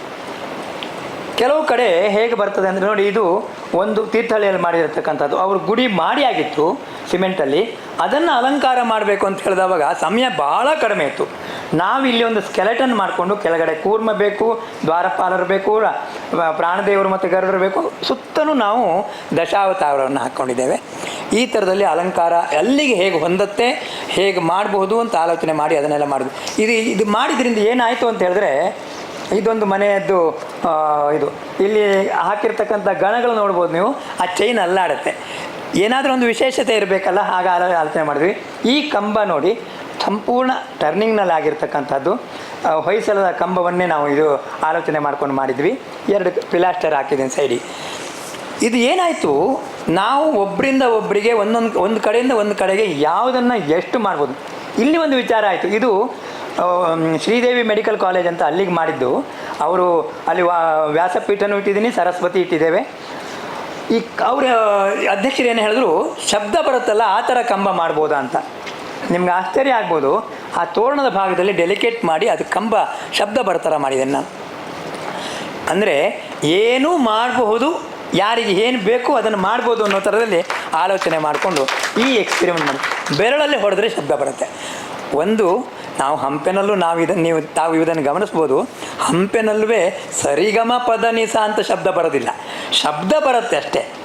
ಯಾಕಂತ ಹೇಳಿದ್ರೆ, ಒಂದು ಈ ಕಲ್ಲಿನಲ್ಲಿ ಶಬ್ದ ಬರ್ತಕ್ಕಂಥದ್ದು ಅದರಲ್ಲಿರ್ತಕ್ಕಂಥ ಕಂಟೆಂಟ್ಸ್ ಏನಿದೆ ಅದರ ಮೇಲೆ ಕಲ್ಲಿನ ಶಬ್ದ ಬರುತ್ತೆ. ಎಲ್ಲ ಕಲ್ಲಲ್ಲೂ ಶಬ್ದ ಬರ್ತಕ್ಕಂಥ ರೀತಿ ಇರುತ್ತೆ. ನಮ್ಮ ಈ ಸಿಸ್ಟಲ್ಲಿ ಅಲ್ಯೂಮಿನಿಯಂ ಜಾಸ್ತಿ ಇರುತ್ತೆ, ಡಗ್ ಅಂತ ಶಬ್ದ ಬರುತ್ತೆ. ಆದರೆ ಅದನ್ನು ಡೆಲಿಕೇಟ್ ಮಾಡಿದಷ್ಟು ಶಬ್ದ ಬರುತ್ತೆ. ಹಂಪಿನಲ್ಲಿ ಅಲ್ಲಿ ಮತ್ತೆ ಎಷ್ಟು ಅದರ ಮೇಲೆ ವೆಯ್ಟ್ ಇದೆ ಅನ್ನೋದ್ರ ಮೇಲೆ ಮುಂದಿನ ಕಂಬ ಬೇರೆ ಶಬ್ದ ಬರುತ್ತೆ, ಅಷ್ಟೇ ಡೆಲಿಕೇಟ್ ಆದಂಥ ಹಿಂದಿನ ಕಂಬ ಬೇರೆ ಶಬ್ದ ಬರುತ್ತೆ. ಅದನ್ನು ನೀವು ಗಮನಿಸ್ಬೋದು. ಮತ್ತು ಅದು ಎಷ್ಟು ತೆಳ್ಳಗಿದೆ ಅಲ್ಲಿ ಬೇರೆ ಶಬ್ದ ಬರುತ್ತೆ, ಕೆಳಗಡೆ ಹೊಡೆದ್ರೆ ಬೇರೆ ಶಬ್ದ ಬರುತ್ತೆ. ಆದ್ದರಿಂದ ಅದು ಸರಿಗಮ ಪದ ಅಂತಲ್ಲ, ವೇರಿ ಆಗುತ್ತೆ ಅನ್ನೋದನ್ನು ಬಿಟ್ಟರೆ ಬೇರೆ ಏನಿಲ್ಲ. ಅದೇ ಥರ ನಾನಿಲ್ಲಿ ಶಬ್ದ ಬರುತ್ತೆ, ಶಬ್ದ ಚೆನ್ನಾಗಿ ಬರೋ ಥರ ನಾನು ಅದನ್ನು ಮಾಡಿಕೊಟ್ವಿ. ಇದಾದ ನಂತರ ಇಷ್ಟಿಷ್ಟು ದೊಡ್ಡ ದೇವಸ್ಥಾನ ಮಂಟಪ ಮಾಡೋದಕ್ಕೆ ಎಲ್ಲರಿಗೂ ಅವಕಾಶ ಇರೋದಿಲ್ಲ. ಆ ಸಂದರ್ಭದಲ್ಲಿ ನಾವು ತುಳಸಿ ಕಟ್ಟೆ ಮಾಡಲಿಕ್ಕೆ ಶುರು ಮಾಡಿದ್ವಿ. ಪ್ರತಿಯೊಬ್ಬರ ಮನೆಗೂ ಬೇಕು. ನಮ್ಮಲ್ಲಿ ಒಂದು ಮಾತಿದೆ, ನಮ್ಗೆ ಗೊತ್ತಿಲ್ಲ, ನಿಮಗೆಲ್ಲ ಗೊತ್ತಿದೆಯೋ ಅಥವಾ ಅದು ಆಭಾಸನೋ ಏನೋ ಗೊತ್ತಿಲ್ಲ, ಮಾಡೋದೆಲ್ಲ ಅನಾಚಾರ, ಮನೆ ಮುಂದೆ ವೃಂದಾವನ ಅಂತ ಇದೊಂದು ಮಾತಿದೆ. ಆದರೆ ಹಾಗಲ್ಲ, ವೃಂದಾವನ ಎಲ್ಲರಿಗೂ ಬೇಕು. ಇನ್ನೊಂದು ಅಂತ ಹೇಳಿದ್ರೆ, ಇದಕ್ಕೆ ಸರಿಯಾಗಿ ನಮಗೆ ಆರ್ಕಿಟೆಕ್ಟ್ಗಳು ತುಂಬ ಸಹಕಾರ ಮಾಡ್ತಾರೆ. ಅಲ್ಲಿಗೊಂದು ಮಾಡೋಣ, ಒಂದು ಕಲಾಕೃತಿ ಮಾಡೋಣ ಅಂತ. ಈ ಸಂದರ್ಭದಲ್ಲಿ ಪ್ರತಿಯೊಂದು ಬೇರೆ ಬೇರೆ ರೀತಿಯಲ್ಲಿ ಮಾಡಲಿಕ್ಕೆ ಅವ್ರ ಮನೆಗೇನು, ಮನೆ ದೇವರೇನು, ಅದಲ್ಲಿಗೆ ಹೊಂದತ್ತಾ, ಹೀಗೆಲ್ಲ ಯೋಚನೆ ಮಾಡಿಕೊಂಡು ಏನೇನು ಮಾಡ್ಬೋದು. ಮತ್ತು ಅವರಿಗೆ ಅಲ್ಲಿ 2ನೇ ಫ್ಲೋರು 3ನೇ ಫ್ಲೋರು ಹೇಳಿದ್ದಾರೆ, ಅದು ಎಷ್ಟು ದೊಡ್ಡದು ಬೇಕು, ಎಷ್ಟು ಬೇಕು, ಇದೇ ಒಂದಂತ ಹೇಳಿದ್ರೆ ಎಲ್ಲ ವಿಶೇಷತೆ ಏನಂದರೆ ಎಲ್ಲ ಲೇಯರ್ ಬೈ ಲೇಯರ್ ಇರುತ್ತೆ. ಮತ್ತು ಎಲ್ಲ ಹಾಲೋ ಇರುತ್ತೆ, ಕೆಳಗಡೆ ತನಕನೂ ಹಾಲೋ ಇರುತ್ತೆ. ಮಣ್ಣು ತುಂಬಿಸಿ ಅವರು ಗಿಡಗಳು ಹಾಕ್ಬೋದು. ಅವ್ರ ಮನೆಯಲ್ಲಿ ನೋಡಿ, ಅವ್ರ ನೀರು ಇದು ಹಾಕಬಾರ್ದು ಅಂತ ಕಾಲುಗಳು ಇಡಿಸ್ಬಿಟ್ಟಿದ್ದಾರೆ ಅದಕ್ಕೆ. ಹೀಗಿದ್ದೆಲ್ಲ ಒಂದೊಂದು ವಿಶೇಷತೆ ಇರುತ್ತೆ. ಹಾಗೆ ಮಾಡೋದಕ್ಕೆ ಇದು ಎಷ್ಟು ಪ್ರಸಾರ ಆಯಿತು ಅಂತ ಹೇಳಿದ್ರೆ, ಎಷ್ಟು ಒಳ್ಳೆಯ ರೀತಿಯಲ್ಲಿ ಇದಾಯಿತು ಅಂದರೆ, ನನ್ನ ಹತ್ರ ಕಲ್ತ್ಕೊಂಡು ಹೋಗಿರ್ತಕ್ಕಂಥ ಎಲ್ಲ ಹುಡುಗರಿಗೂ ಇದು ಜೀವನಾಧಾರ. ಇದನ್ನು ಯಾಕೆ ಹೇಳ್ತೇನೆ ಅಂತ ಹೇಳಿದ್ರೆ, ತುಂಬ ಜನ ಇದು ತುಳಸಿ ಕಟ್ಟೆಗಳನ್ನು ಅಳವಡಿಸ್ಕೋತಾರೆ. ಒಂದು ದುರಂತ ಅಂತ ಹೇಳಿದ್ರೆ, ಅವರು ಹೊಸ ಅಧ್ಯಯನಕ್ಕೆ ಹೋಗೋಲ್ಲ, ಹೊಸ ರೀತಿಯಲ್ಲಿ ಮಾಡೋಕ್ಕೆ ಹೋಗೋಲ್ಲ, ಅದನ್ನೇ ಕಾಪಿ ಮಾಡ್ಕೊಂಡು ಬರ್ತಾರೆ. ಅದು ಆಗಬೇಕು, ಹೊಸ ರೀತಿಯಲ್ಲಿ ಯಾರಿಗೆ ಏನು ಬೇಕು ಅದನ್ನು ಮಾಡಿಕೊಡೋ ಥರ ಆಗಬೇಕು. ಅದು ನಮ್ಮ ಗುರುಗಳ ಅನುಗ್ರಹ. ನಮ್ಮ ಗುರುಗಳು ಅದನ್ನು ಹೇಳ್ತಾಯಿದ್ರು, ಯಾರಿಗೇನು ಬೇಕೋ ಅದನ್ನು ಮಾಡಬೇಕು ಅಂತ. ಹಿಂದೊಂದು ಕಾಲ ಇತ್ತು, ಪಾರಂಪರಿಕ ಶಿಲ್ಪಕಲೆಯವರಿಗೆ ಬರೀ ದೇವಸ್ಥಾನಗಳನ್ನು ಮಾತ್ರ ಅಥವಾ ದೇವಸ್ಥಾನದ ವಿಗ್ರಹಗಳನ್ನು ಮಾತ್ರ ಮಾಡುವ ಅವಕಾಶ ಇತ್ತು. ಈ ಶೈಲಿ ಮೇಲೆ ಹೊಡೆತ ಬಿದ್ದಿದ್ದು ಅದೇ ಉದ್ದೇಶದಿಂದ. ಯಾಕೆ ಅಂತ ಕೇಳಿದವಾಗ ನಾನು ಹೇಳ್ತಾ ಇರೋದು, ದೇವಸ್ಥಾನದ ವಿಗ್ರಹಕ್ಕೆ ಆಮೇಲೆ ಹೂವಿನ ಅಲಂಕಾರ ಎಲ್ಲ ಮಾಡಿ ಮುಚ್ಚಿಬಿಡ್ತಾರೆ. ಹಾಗಾಗಿ ದೇವಸ್ಥಾನಕ್ಕೆ ವಿಗ್ರಹ ತಗೊಳ್ಳೋರಿಗೆ ಕಲೆಯ ಬಗ್ಗೆ ಯೋಚನೆ ಬರುವುದಿಲ್ಲ. ಇದು ಸ್ವಾಭಾವಿಕ ಸ್ಥಿತಿ. ಇದನ್ನು ಯಾರಾದರೂ ತಪ್ಪು ಅಂತ ಹೇಳಿದ್ರೆ ಅದು ಬೇರೆ ವಿಚಾರ. ಅಲ್ಲಿ ಮತ್ತೆ ಕವಚ ಹಾಕ್ತಾರೆ, ಅದು ಬೆಳ್ಳಿ ಬೇಕು. ಬೆಳ್ಳಿ ಕವಚ ಹಾಕ್ತಕ್ಕಂಥದ್ದು ಹಿಂದಿನ ಕಾಲದಲ್ಲಿ ಇರಲಿಲ್ಲ. ಹಿಂದಿನ ಕಾಲದಲ್ಲಿ ಅದರ ಚಿನ್ನ ಬೆಳ್ಳಿಯ ಆಭರಣಗಳನ್ನು ಹಾಕ್ತಾಯಿದ್ರೆ ವಿನಃ ಕವಚಗಳು ಹಾಕಬೇಕಾದ ಅವಶ್ಯಕತೆ ಇಲ್ಲ. ನಿಮ್ಗೆ ದುರಂತ ಅಂತ ಹೇಳಿದ್ರೆ, ಬೇಲೂರಿನ ಚನ್ನಕೇಶವನನ್ನು ಕೆಟ್ಟ ಅಲಂಕಾರದಿಂದ ಮುಚ್ಚುತ್ತಾರೆ. ಎಷ್ಟು ಸುಂದರವಾದಂಥ ಶಿಲ್ಪವನ್ನು ತುಂಬ ಕೆಟ್ಟ ಶೀಟಿನಿಂದ ಮುಚ್ಚಿಟ್ಟಿರ್ತಾರೆ. ಇದು ನಮ್ಮ ದುರಂತ. ಇದನ್ನು ಹೇಳಿದ್ರೆ ಆರ್ಕಿಯಾಲಜಿ ಡಿಪಾರ್ಟ್ಮೆಂಟ್ ಅವರು ಒಪ್ಪೋದಿಲ್ಲ, ಬೇರೆಯವರು ಅರ್ಚಕರಂತೂ ಒಪ್ಪೋದೇ ಇಲ್ಲ. ಇನ್ನು ಕೆಲವು ಕಡೆ ನೋಡಿರ್ಬೋದು, ಒಂದು ಪಂಚೆ, ಕೆಟ್ಟ ಪಂಚೆ ಉಡಿಸಿ ಅಭಿಷೇಕ ಮಾಡ್ತಕ್ಕಂಥ. ನಾವು ದೇವರಿಗೆ ಪಂಚೆ ಅಲಂಕಾರ ಎಲ್ಲ ಮಾಡಿರ್ತೇವೆ ಶಿಲ್ಪಿಗಳು, ಎಲ್ಲ ಬಟ್ಟೆಗಳು ಇರ್ತದೆ, ಮತ್ತೆ ಪುನಃ ಇನ್ನೊಂದು ಪಂಚೆ ಉಡಿಸಬೇಕಾದ ಅವಶ್ಯಕತೆ ಇಲ್ಲ. ಆದರೆ ಅದನ್ನು ಹೇಳೋರು ಯಾರು? ಈ ಥರದ ದುರಂತಗಳು ನಡೀತಾ ಇರ್ತದೆ. ಹಾಗಾಗಿ ಆ ಆಕ್ರಮಣ ಆಗಿದ್ದರಿಂದ ಅವರು ನಾವು ಏನು ಮಾಡಿಕೊಟ್ರು ತಗೊಳ್ತಾರೆ ಅನ್ನುವಂಥ ಭಾವನೆಯಿಂದ ಶಿಲ್ಪಿಗಳು ಅವರ ಒಂದು ನೈಪುಣ್ಯತೆಯನ್ನು ಕಡಿಮೆ ಮಾಡಿಕೊಂಡ್ರು. ಹೇಗೆ ಇದ್ದರೂ ನಡೆಯುತ್ತೆ ಅನ್ನೋ ಥರ ಮಟ್ಟಕ್ಕೆ ಬಂದರು ಅನ್ನುವಂಥದ್ದು ನನ್ನ ಅನಿಸಿಕೆ. ಗೊತ್ತಿಲ್ಲ ಅದು ಎಷ್ಟು ಸಮಂಜಸನೋ ಎಷ್ಟು ಸರಿಯೋ ನನಗೆ ಅನಿಸೋದಿಲ್ಲ. ಆದರೆ ಅದೇ ಥರ ನಡೀತಾ ಇದೆ. ಶಿವಾರಪಟ್ಟಣದಲ್ಲಿ ಬೆಳಿಗ್ಗೆ ಹೋದರೆ ಸಂಜೆ ಮಧ್ಯಾಹ್ನಕ್ಕೆ ನಮಗೆ ವಿಗ್ರಹ ಸಿಗತ್ತೆ ರೆಡಿ ಅಂತಕ್ಕಂಥ ಭಾವನೆಯಲ್ಲಿ ತುಂಬ ಜನ ಇದ್ದಾರೆ ನಮ್ಮಲ್ಲಿ. ಅದು ಏನು ವಿಗ್ರಹ, ಹೆಣ್ಣು ವಿಗ್ರಹ ಬೇಕಾದರೆ ಹೆಣ್ಣು ವಿಗ್ರಹ ಸಿಗುತ್ತೆ, ಗಂಡು ವಿಗ್ರಹ ಬೇಕಾದರೆ ಗಂಡು ವಿಗ್ರಹ, ಏನು ಅನ್ನೋದು ಗೊತ್ತಿಲ್ಲ. ನಮ್ಮಲ್ಲಿ ಏನು ಹೇಳುತ್ತೆ ಶಾಸ್ತ್ರ ಅಥವಾ ನಮ್ಮ ಇದು ಅಂತ ಹೇಳಿದ್ರೆ, ಒಂದು ಶಿಲೆಯನ್ನು ನಾನು ವಿಗ್ರಹಕ್ಕೋಸ್ಕರ ಆರಿಸುವಾಗಲೇ ಮೊದಲಿನ ಕಾಲ ಇತ್ತು, ಹೋಗಿ ಗಣಿಯಲ್ಲಿ ಪೂಜೆ ಮಾಡಿ ಆ ಶಿಲೆಯನ್ನು ತರಬೇಕು ಆ ವಿಗ್ರಹಕ್ಕೋಸ್ಕರ ಅಂತ. ಈಗ ಹಾಗಲ್ಲ. ಅದು ಆರಿಸೋ ಹೊತ್ತಿಗೆ ಯಾರಿಗೆ ಏನು ಮಾಡ್ತಾ ಇದ್ದೇನೆ ಏನು ಅನ್ನೋದನ್ನು ಸಂಕಲ್ಪ ಮಾಡ್ಕೋಬೇಕಂತೆ. ನಾವು ಸಂಕಲ್ಪ ಮಾಡ್ಕೊಳ್ಳೋದ್ರಿಂದ ಅಲ್ಲಿ ಆ ಒಂದು ಚೈತನ್ಯ ಅಥವಾ ಅಲ್ಲಿ ಒಂದು ಇದು ತುಂಬತ್ತೆ, ಅಲ್ಲಿ ಆ ಒಂದು ಶಕ್ತಿ ಬರ್ತದೆ ಅಂತಕ್ಕಂಥದ್ದು ನಮ್ಮ ಹಿರಿಯರು ಹೇಳ್ಕೊಟ್ಟಂಥ ಮಾತು. ಆದರೆ ಈಗ ಹಾಗೆ ಬರಲಿಲ್ಲ, ಹಾಗಾಗ್ತಾ ಇಲ್ಲ. ಹಾಗಾಗಿ ಬೇಡಿಕೆ ಬಗ್ಗೆ ವಿಚಾರ ಮಾಡಿದವಾಗ ಸಾಕಷ್ಟು ಬೇಡಿಕೆ ಇದೆ. ಎಷ್ಟು ಮಟ್ಟಿಗೆ ಇದು ವಿಸ್ತಾರ ಆಗಿದೆ ಅಂದರೆ ದೇಶ ವಿದೇಶಗಳಲ್ಲಿ ಕೆಲಸಗಳು ನಡೆಯುತ್ತೆ, ಕೆಲಸಗಳು ಆಗತ್ತೆ. ಆದರೆ ದುರಂತ, ಇದು ಅನನುಕೂಲ ಅಂತ ಯಾಕೆ ಬರದೆ ಅಂತ ಹೇಳಿದ್ರೆ, ಯಾಕೆ ಹೇಳ್ತಾ ಇದ್ದೇನೆ ಅಂದರೆ, ನಾವು ಸುಮ್ಮನೆ ಕಾಪಿ ಮಾಡ್ಕೊತಾ ಹೋಗ್ತಾ ಇದ್ದೀವಿ. ಏನು ಮಾಡಿದ್ದೀವಿ ಅದನ್ನು ಕಾಪಿ ಮಾಡ್ಕೊತಾ ಹೋಗ್ತಾ ಇದ್ದೀವಿ. ಹಾಗಾಗಬಾರ್ದು, ಅದರಲ್ಲಿ ಅಧ್ಯಯನ ನಡಿಬೇಕು ಅಂತಕ್ಕಂಥದ್ದು ವಾದಿರಾಜರ ನಮಗೆ ಹೇಳ್ಕೊಟ್ಟಂಥ ರೀತಿ. ಸ್ವಾಭಾವಿಕವಾಗಿ ಇಲ್ಲಿ ಬಿಡದಿನಲ್ಲಿ ಇರೋ ತನಕ ಮಾತ್ರ ಹುಡುಗರಿಗೆ ಅಧ್ಯಯನದ ಬಗ್ಗೆ ಯೋಚನೆ ಇರುತ್ತೆ, ಅದರ ನಂತರ ಬರೀ ಅರ್ನಿಂಗ್ ಬಗ್ಗೆ ಯೋಚನೆ ಇರುತ್ತೆ ಅಂತ ನಾನು ಅಂದ್ಕೊತೀನಿ. ಯಾಕಂದರೆ ಅವರು ಅದಕ್ಕೆ ಅವಲಂಬಿಸ್ಕೊಂಡಿರ್ತಾರೆ. ಹಾಗಾಗಿ ಅಧ್ಯಯನದ ಬಗ್ಗೆ ಅವರು ಯೋಚನೆ ಮಾಡೋದಿಲ್ಲ. ಅನನುಕೂಲ ಅಂದರೆ ಅದೇ ನಾನು ಅಂದ್ಕೊಳ್ತಾ ಇರೋದು. ಒಂದು ವಿಶೇಷ ಅಂತ ಹೇಳಿದ್ರೆ, ಸಾಕಷ್ಟು ಕಲಾಸಕ್ತರಿದ್ದಾರೆ, ಸಾಕಷ್ಟು. ಅವರಿಗೆ ನಾವು ಏನು ಮಾಡ್ತೇವೆ, ಹೇಗೆ ಮಾಡ್ತೇವೆ ಅನ್ನೋದು ಗೊತ್ತಿಲ್ಲ. ನಮ್ಮಲ್ಲಿ ಒಂದು ಕತೆ ಆಗತ್ತೆ, ನಮ್ಮನ್ನು ಮೊದಲು ಅವ್ರ ಮನೆಗೆ ಕರ್ಕೊಂಡು ಹೋಗ್ತಾರೆ. ನಾವು ಏನಾದರೂ ಬೇಕು ಅಂತ ನೋಡ್ಕೊಂಡು ಬಂದಾಗ ನಾವು ಆ ಜಾಗದಲ್ಲಿ ಇಷ್ಟು ಮಾತ್ರ ಮಾಡಲಿಕ್ಕೆ ಬರುತ್ತೆ, ಹೀಗೆ ಮಾಡಿದ್ರೆ ಆಗತ್ತೆ ಅನ್ನುವಂಥದ್ದನ್ನು ನಾವೇ ಹೇಳ್ತೀವಿ. ಹಾಗಾದವಾಗ ಮತ್ತೆ ಇದಕ್ಕೆ ಇಷ್ಟು ಖರ್ಚು ಬರ್ಬೋದು, ಇದಕ್ಕೆ ನಿಮ್ಗೆ ಸಹಮತ ಇದೆಯಾ ಅಂತ ಕೇಳ್ತೇವೆ. ಅವರು ಇನ್ನೂ ಚೆನ್ನಾಗಿ ಮಾಡಿ ಅಂತ ಹೇಳೋರು ಇದ್ದಾರೆ, ಇಲ್ಲ ಇನ್ನೊಂದು ಸ್ವಲ್ಪ ಕಡಿಮೆ ಮಾಡಿ ಅಂತ ಹೇಳೋರು ಇದ್ದಾರೆ. ಅದನ್ನು ನಾವು ಒಪ್ಪಂದ ಮಾಡ್ಕೊಳ್ತೇವೆ. ಯಾಕಂತ ಹೇಳಿದ್ರೆ ಅವರಿಗೆ ಅದು ಹೊರೆ ಆಗಬಾರ್ದು. ಅವ್ರ ದಿವಸ ನಾವಿಷ್ಟು ಖರ್ಚು ಮಾಡಿದ್ವಲ್ವ ಅಥವಾ ಇದನ್ನು ತೆಗೆದು ಹಾಕ್ಬಿಡೋಣ ಅನ್ನೋ ಮಟ್ಟಕ್ಕೆ ಬರಬಾರ್ದು ಅನ್ನುವಂಥ ದೃಷ್ಟಿಯಿಂದ ಅಲ್ಲಿಗೆ ಒಪ್ಪುವಂಥ, ಅಲ್ಲಿಗೆ ಸರಿ ಹೊಂದುವಂಥ ಆದಷ್ಟು ಕೆಲಸಗಳನ್ನು ನಾವು ಮಾಡಿಕೊಡ್ತೇವೆ. ಅದೇ ಥರ ನನ್ನಲ್ಲಿ ಕಲ್ತಿರ್ತಕ್ಕಂಥ ಸಾಮಾನ್ಯ 50 ಜನ ಇವತ್ತಿಗೆ ಆಲೋಚನೆ ಮಾಡಿದ್ರೆ ನನ್ನ ಹತ್ರ 45ರಿಂದ 50 ಜನ ಕೆಲಸಗಾರರು ಕೆಲಸ ಮಾಡಿದ್ದಾರೆ. ಅವರಿಗೆಲ್ಲ ಇದನ್ನೇ ನಾವು ಅಳಿಸ್ಕೊಂಡು, ಇವತ್ತಷ್ಟು ಜನ ಇಲ್ಲ, ಇವತ್ತೊಂದು ನನ್ನ ಜೊತೆಯಲ್ಲಿರ್ತಕ್ಕಂಥದ್ದು 5-6 ಜನ, ಮತ್ತು ನಾವು ದೇವಸ್ಥಾನ ಕಟ್ಟುವಂಥ ಜಾಗದಲ್ಲಿ ಸಾಕಷ್ಟು ಜನ, ಎಷ್ಟು ಜನ ಬೇಕಾದರೂ ಸಿಗ್ತಾರೆ ಅದಕ್ಕೆ. ಹಾಗೆ ನಾವು ಅಳವಡಿಸ್ಕೊಳ್ತೀವಿ. ಹಾಗೆ ಅದು ನಮಗೆ ಅವಕಾಶ ಆಗಿಕೊಟ್ಟಿದೆ. ಇಲ್ಲಿ ಈಗ ನಾನು ಮಾಡ್ಬೋದು, ನಾನು ಮಾಡಬೇಕು ಅನ್ನೋಂಥ ರೀತಿಯಲ್ಲಿ ನಾನು ಹೇಗೆ ನನಗೆ ಅನುಕೂಲ ಆಯಿತು ಅಂತ ಹೇಳಿದ್ರೆ, ನನ್ನ ಶ್ರೀಮತಿಯವರು ನನ್ನ ಪತ್ನಿ ಮಾತ್ರ ಅಲ್ಲ, ನನಗೆ ಗೈಡ್ ಅಂತಲೇ ಹೇಳ್ಬೋದು. ಜಾಸ್ತಿ ಹೇಳಬಾರ್ದು ಅಂತ ಹೇಳಿಬಿಟ್ಟಿದ್ದಾರೆ. ಆಯಿತು, ಜಾಸ್ತಿ ಹೇಳೋದಿಲ್ಲ.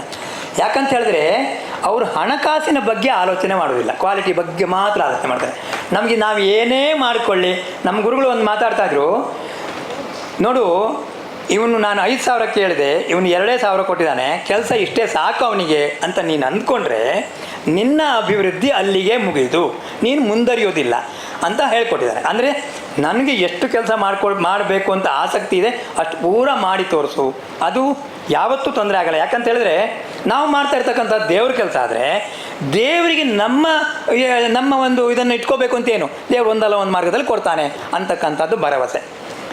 ಇಷ್ಟೆಲ್ಲ ಇದ್ದರೂ ನಮ್ಮ ಮನಸ್ಸಿನಲ್ಲಿ ಒಂದು ಚೂರು ಬಂದು ಹೋಗುತ್ತೆ, ಸಾಕಪ್ಪ ಅನ್ನೋ ಮಟ್ಟಕ್ಕೆ. ಅವ್ರು ಹೇಳ್ತಾರೆ, ಎಚ್ಚರಿಸ್ತಾರೆ, ನೀವು ಅವ್ರು ಬಂದಾವಾಗ ಹೀಗೆ ಮಾತಾಡಲಿಲ್ಲ, ನೀವು ಮಾತಾಡಿದ್ದು ಬೇರೆ ಥರ ಇದೆ, ಹೀಗೆ ಮಾಡಬೇಕು ಅಂತಾರೆ. ಇದು ಗುರು ಅಂತ ಹೇಳಿದ್ದು ನಾನು. ಹಾಗಾಗಿ ಅವರ ಮಾರ್ಗದರ್ಶನ ಸತತವಾಗಿ ಸಿಗುತ್ತೆ ನಮಗದು ಒಂದು.